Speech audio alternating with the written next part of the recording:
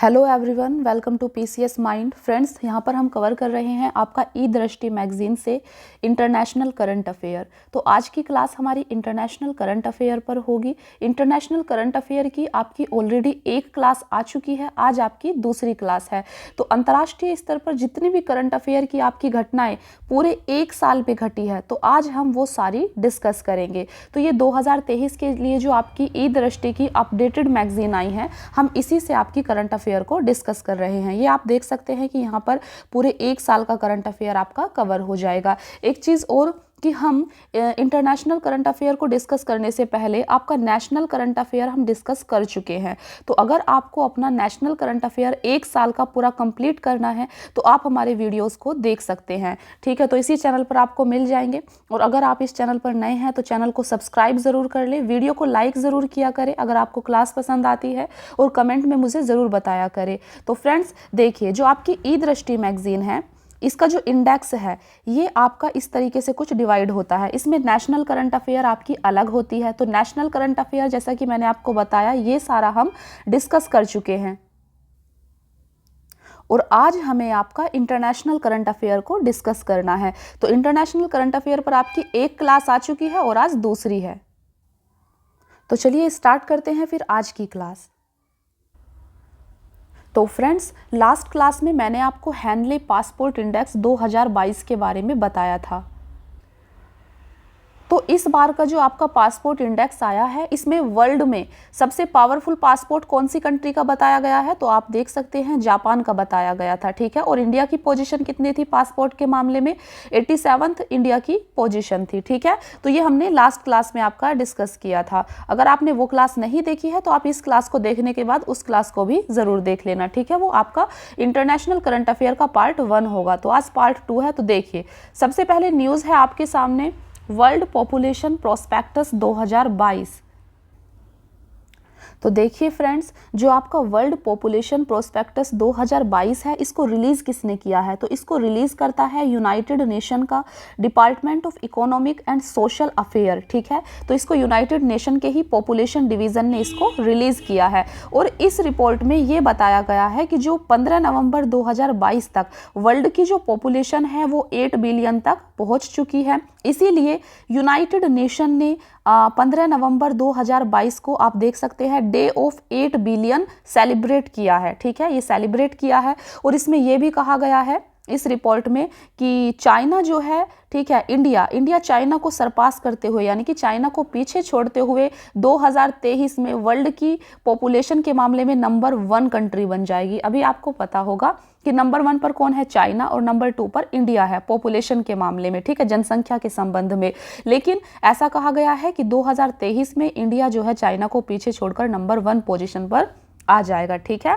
तो चाइना की जो पॉपुलेशन है, चाइना और इंडिया की पॉपुलेशन, ठीक है, 1.4 बिलियन से पॉपुलेशन से ज़्यादा ही कवर करती है दोनों मिलकर, ठीक है। तो ऐसा कहा गया था आपकी वर्ल्ड पॉपुलेशन प्रोस्पेक्टस 2022 में, ठीक है। चलिए देखते हैं दूसरी न्यूज़। दूसरी न्यूज़ है आपकी वर्ल्ड इन्वेस्टमेंट रिपोर्ट 2022।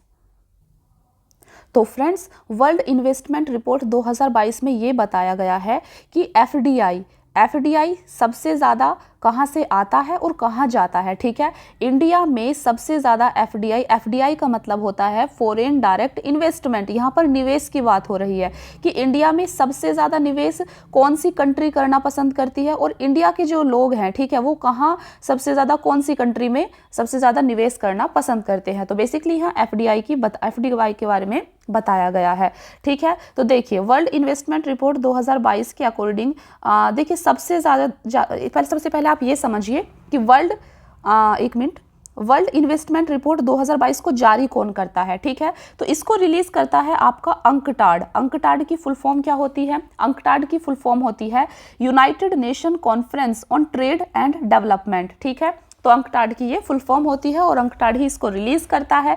और इंडिया में फाइनेंशियल ईयर 2021-22 में जो 2 कंट्री हैं सबसे टॉप पर, ठीक है, सबसे टॉप पर है आपका सिंगापुर और फिर दूसरे नंबर पर है यूएसए, जैसा कि आप देख सकते हैं, ठीक है। तो ये 2 टॉप कंट्री हैं जहां पर इंडिया में सबसे ज़्यादा एफडीआई आता है, ठीक है, तो आप देख सकते हैं अंकटाड के द्वारा इसको जारी किया जाता है। तो आप अंकटाड के बारे में भी देख सकते हैं थोड़ा।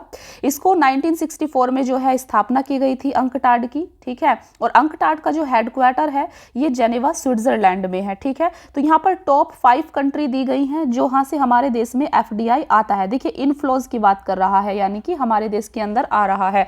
तो यूनाइटेड स्टेट, चाइना, हांगकांग, ठीक है, ये इतना इंपॉर्टेंट नहीं है, फिर भी आप देख सकते हैं। और कहाँ सबसे ज़्यादा जा रहा है, तो United state, Germany, Japan, China, ठीक है।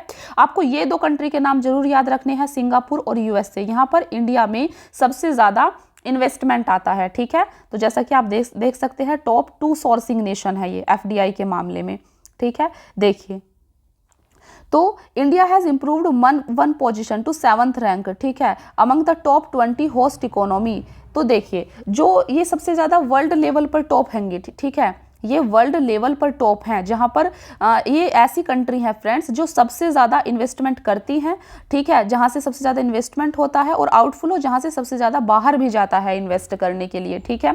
जब हम इंडिया की बात करते हैं तो जो टॉप 20 कंट्री है ना पूरे वर्ल्ड में जो सबसे ज़्यादा निवेश करना पसंद करती है, तो उसमें इंडिया की रैंक जो है 7th रैंक हो चुकी है, ठीक है, टॉप 20 होस्ट इकोनॉमीज में। तो फ्रेंड्स इंडिया ऐसी कंट्री है जहां पर ये 7वें नंबर पर आती है पूरे वर्ल्ड में, जहां पर सबसे ज़्यादा एफडीआई यानी कि लोग निवेश करना पसंद करते हैं, क्योंकि इंडिया का जो बाज़ार है वो इमर्जिंग बाज़ार है, जैसा कि आप सुनते ही होंगे, ठीक है। यहाँ पर काफ़ी ज़्यादा जनसंख्या है, तो डिमांड है हमारे देश में काफ़ी ज़्यादा, ठीक है। देखिए अगर हम इंडिया के अंदर स्टेट की बात करें तो कर्नाटका और महाराष्ट्र जो हैं ये 2 स्टेट ऐसे हैं जहाँ पर सबसे ज़्यादा एफडीआई आया है, ठीक है। तो ये चीज़ आपको यहाँ पर याद रखनी है। देखिए मैं एक बार इसको और समराइज कर देती हूँ कि वर्ल्ड इन्वेस्टमेंट रिपोर्ट 2022 को कौन जारी करता है। तो देखिए इसको अंकटाड रिलीज करता है, ठीक है, अंकटाड इसको रिलीज करता है। और इंडिया में सबसे ज़्यादा जो है इन्वेस्टमेंट कहाँ से आता है, सिंगापुर और अमेरिका से आता है, ठीक है। इंडिया के 2 स्टेट कौन से हैं, कर्नाटका और महाराष्ट्र है। इंडिया की पोजीशन कौन सी हो चुकी है, तो 7th रैंक हो चुकी है, ठीक है। चलिए देखते हैं नेक्स्ट न्यूज़। तो नेक्स्ट न्यूज़ है आपकी ग्लोबल टेररिज्म इंडेक्स 2022। यहाँ पर आतंकवाद के बारे में बताया गया है। तो समझिए कि ग्लोबल टेररिज्म इंडेक्स को कौन जारी करता है, तो इसको पब्लिश करता है IEP यानी कि institute for economics and peace, इसके द्वारा इसको जारी किया जाता है। और इसको 2000 से पब्लिश किया जा रहा है, ठीक है, 2000 के टाइम से पब्लिश किया जा रहा है। और इसमें क्या बताया गया है, इसमें कहा गया है कि म्यांमार और अफगानिस्तान ये 2 ऐसी कंट्री है जहां पर सबसे ज़्यादा आतंकवादी घटनाएं घटी हैं, ठीक है। और अमेरिका को बताया गया है कि 2012 के बाद से यहाँ पर लोवेस्ट घटनाएं घटी हैं, ठीक है। तो अमेरिका में उतनी ज़्यादा घटनाएं नहीं घटी हैं 2012 के बाद से। इंडिया की पोजीशन कितनी आई है, इंडिया की पोजीशन 12 आई है, ठीक है। और टॉप 3 कंट्री कौन सी है जहाँ पर ये सबसे ज़्यादा घटनाएं घटती हैं, तो अफगानिस्तान, इराक और सोमालिया, यहाँ पर सबसे ज़्यादा आतंकवाद की घटनाएं घट रही हैं, ठीक है। तो आप देख सकते हैं पाकिस्तान की कौन सी रैंक आई है, तो देख सकते हैं 10th रैंक आई है, ठीक है, 10वीं आई है। तो देखते हैं नेक्स्ट न्यूज़। नेक्स्ट है आपकी US chamber of commerce international IP index 2022।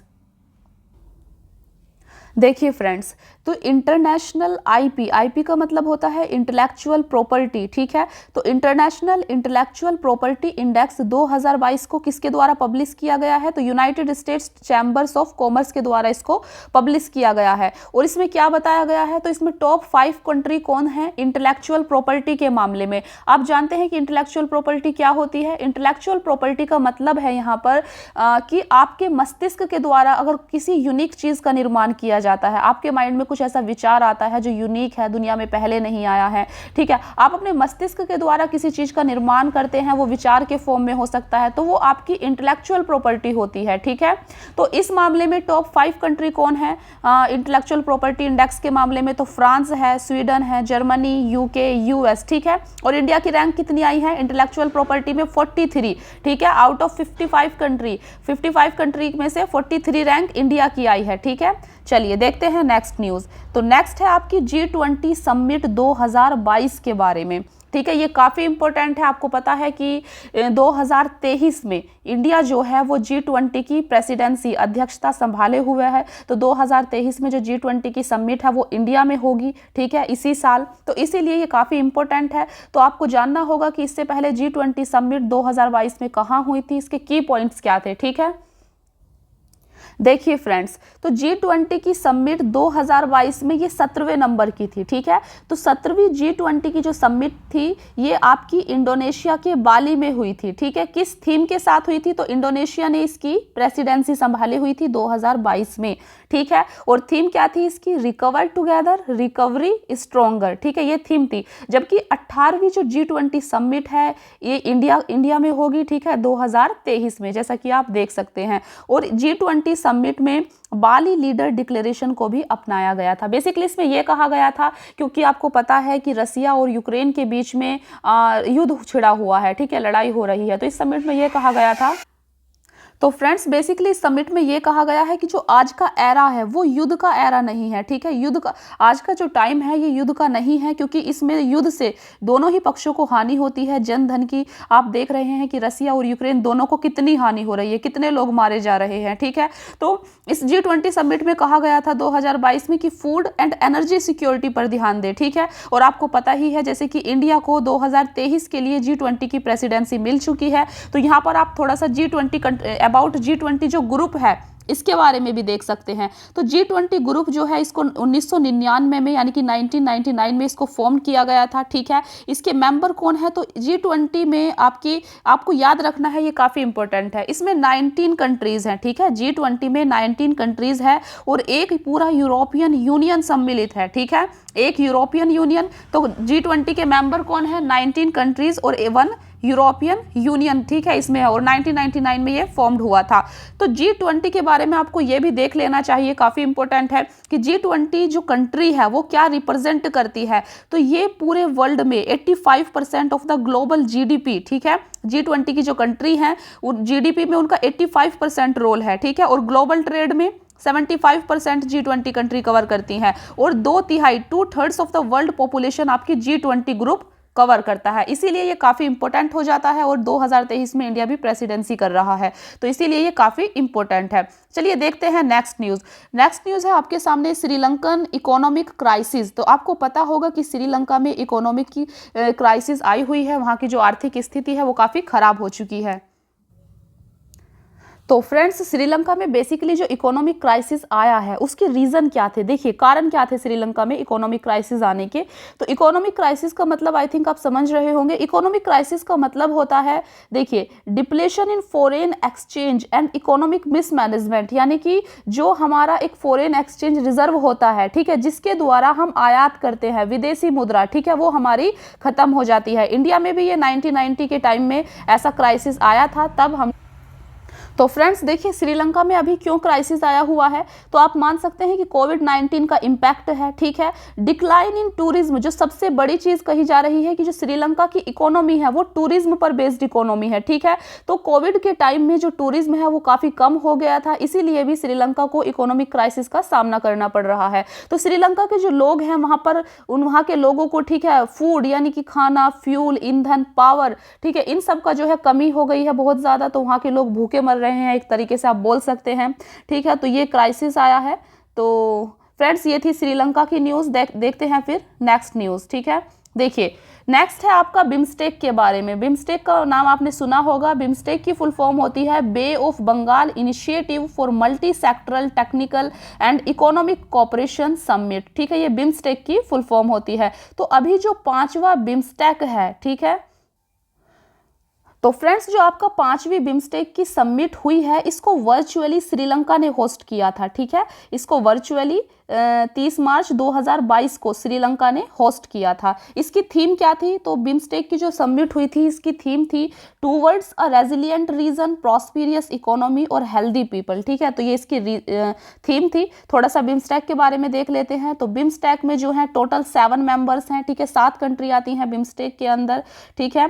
5 आपकी साउथ एशिया से आती हैं और 2 आपकी साउथ ईस्ट एशिया से आती हैं, ठीक है। तो देखिए 7 कंट्री कौन कौन सी है मैं आपको दिखा देती हूँ बिम्स्टेक में जो आती हैं। एक मिनट, देखिए बिम्स्टेक में 7 कंट्री आपकी आती हैं जैसा कि बताया कि 5 तो आती हैं आपकी साउथ एशिया से, ठीक है। तो साउथ एशिया से कौन कौन सी आ रही हैं? बांग्लादेश, भूटान, इंडिया, नेपाल, श्रीलंका, और 2 आती हैं आपकी साउथ ईस्ट एशिया से, ठीक है, जिसमें आपकी म्यांमार और थाईलैंड है। तो ये 7 कंट्री बिम्स्टेक की मेंबर है, ठीक है। और बैंकॉक डिक्लेरेशन के तहत बिम्स्टेक की जो स्थापना है वो 6 जून 1997 को की गई थी। तो बिम्स्टेक कब फॉर्म किया गया था? 1997 में। काफी इंपॉर्टेंट है, ठीक है। तो बिम्स्टेक जो कंट्री है, ठीक है, ये 21.7% ऑफ द वर्ल्ड पॉपुलेशन को कवर करती हैं और जीडीपी का 2.7 ट्रिलियन ये कवर करती हैं। तो इसलिए इससे भी ये काफी इंपॉर्टेंट हो जाता है, ठीक है। तो 5वीं बिम्स्टेक समिट का वर्चुअली किसने होस्ट किया था? श्रीलंका ने, ठीक है। इस चीज को आपको याद रखना है। फिर नेक्स्ट न्यूज है आपकी 17th Asia Pacific regional meeting.